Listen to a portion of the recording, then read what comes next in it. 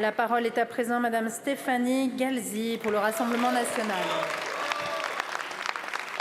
Merci Madame la Présidente. Ma question s'adresse à Madame la Ministre de l'Agriculture et de la Souveraineté alimentaire.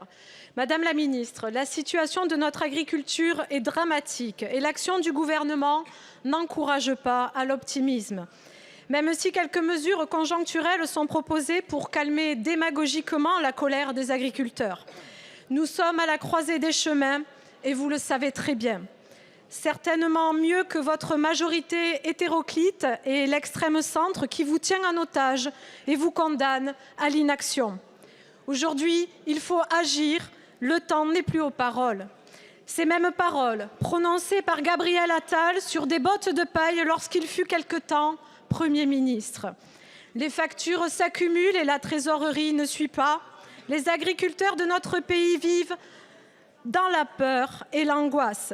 Les coûts de production augmentent et, en raison de la hausse de l'énergie, se trouvent dans de grandes difficultés. Nos agriculteurs doivent faire face à une concurrence étrangère déloyale, inédite.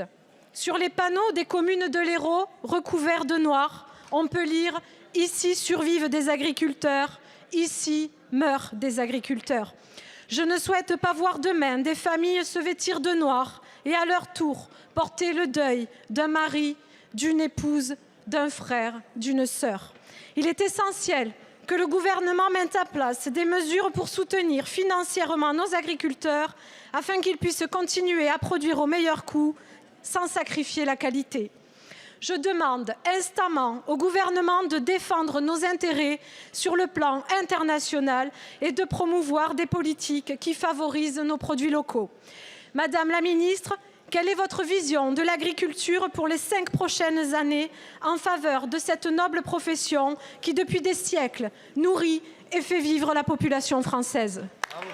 Merci beaucoup. La parole est à Madame Annie Genevard, ministre en charge de l'Agriculture. Merci Madame la Présidente, Mesdames et Messieurs les députés. Madame la députée Galzi, il n'y a pas de démagogie, Madame la députée, dans l'action que conduit le gouvernement sous l'autorité du Premier ministre. Il y a le souci, au contraire, de respecter une profession éminemment utile à notre pays. Et je voudrais que lorsque l'on a la dent dure contre les agriculteurs, et certains se prêtent à cela, que l'on mesure bien à quel point les agriculteurs sont précieux pour notre pays. Ils nous nourrissent, ils méritent d'être reconnus dans la fonction éminente qui est la leur. J'ajoute que dans l'action que je conduis maintenant depuis 2 mois, j'ai eu à cœur d'abord d'être sur le terrain chaque semaine. Et dans votre région, je suis venue par 2 fois pour rencontrer les éleveurs et les agriculteurs, les producteurs. Il y a dans votre région, Madame la députée, beaucoup de souffrances, je vous le confirme, et on ne peut y être indifférent. Des souffrances liées aux crises dont la conjonction est invraisemblable cette année. Crise sanitaire, 4 épidémies très graves frappent nos élevages. Crise de rendement avec des désordres météorologiques majeurs. Et bien sûr, cela affecte le revenu. Cela affecte le revenu des agriculteurs et c'est un point majeur qui requiert toute mon attention. C'est la raison pour laquelle, avec les professions agricoles, et je voudrais insister sur ce point, Madame la députée, avec les professions agricoles, nous avons mis en place un certain nombre d'outils de soutien à la trésorerie et d'aide.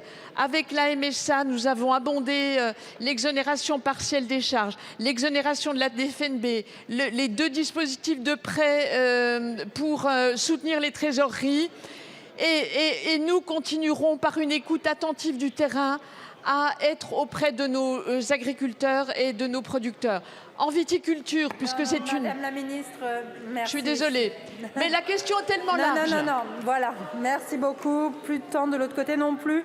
La parole est à Madame Julie Lernouche pour le groupe écologiste.